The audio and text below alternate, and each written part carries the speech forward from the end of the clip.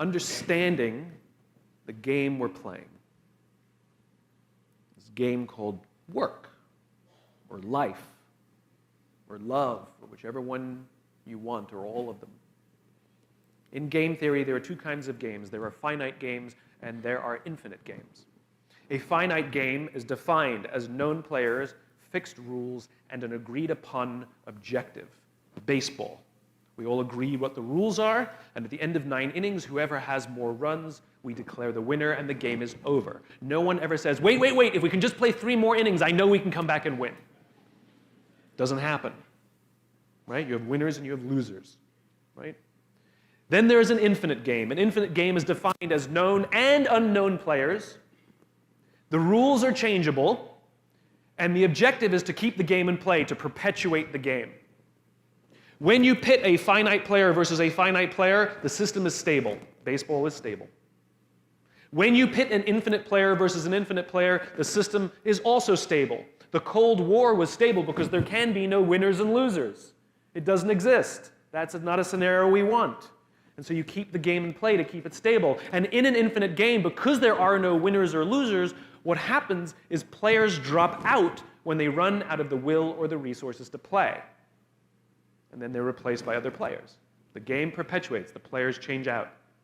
Problems arise when you pit a finite player versus an infinite player, because the finite player is playing to win, and the infinite player is playing to stay in the game. And the finite player will always get frustrated. They will find themselves in quagmire. This was the United States and Vietnam. We were fighting to win. They were fighting for their lives. This was the Soviet Union in Afghanistan. They were fighting to beat the Mujahideen. The Mujahideen would fight for as long as was necessary. Now, let's look at the game of business. The game of business is, by its very definition, an infinite game. It has pre-existed before every single company on this planet ever existed, and it will outlast every single company on this planet. But if you listen to the words of most companies, they don't know the game they're in. You listen to companies, they want to be number one. Based on what metrics? Based on what time frames? Revenues? Market share? Square footage? Number of employees? Based on a quarter, a year? 5 years? 10 years? 50 years? I didn't agree to those standards. You can't suddenly just arbitrarily say we're number one. No one else agreed to the standards. It's nonsense to beat our competition. Based on what? And they study their competition, trying to outdo their competition. And yet, I've never heard of a company that's taken down by the competitors they know. They're always taken down by the competitors they don't know. Do you think MySpace knew that Facebook existed? They were worried about Friendster.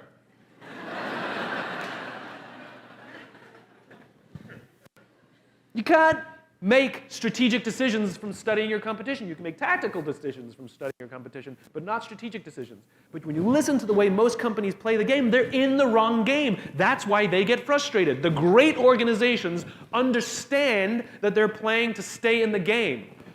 Jim Senegal, the founder of Costco, says Wall Street's in the business of making the quarter of the year. We're in the business of building a company for the next 50 years. Finite players play to beat the people around them. Infinite players play to be better than themselves. To wake up every single day and say, how can we make our company a better version of itself today than it was yesterday? How can we create a product this week that's better than the product we created last week? We also have to play the infinite game. It's not about being ranked number one. It's not about having more followers on Twitter than your friends. It's not about outdoing anyone. It's about how to outdo yourself. It's not about selling more books or getting more TED views than somebody else. It's about how to make sure that the work that you're producing is better than the work you produced before. You are your competition. And that is what ensures you stay in the game the longest. And that is what ensures you find joy. Because the joy comes not from comparison, but from advancement. The problem is,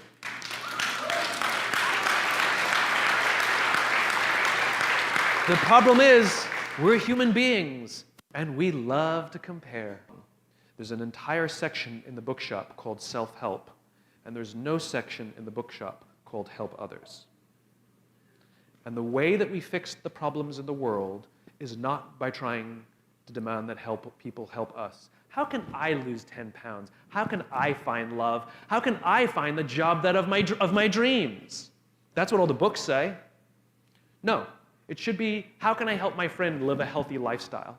How can I help my friend find a lifetime of fulfillment? That's what it's about.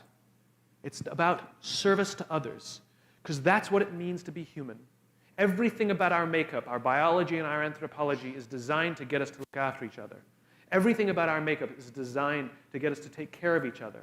That's why an event like this feels better than watching it online, because we get to sit next to each other. We get to sit with each other. It's nicer for me too. It's much nicer for me to be here with you, because we're social. But we all have a responsibility in this tribe. If you want to have a happy, successful, fulfilling, confident life, you have to commit yourself to take care of the people around you. That's just how it works.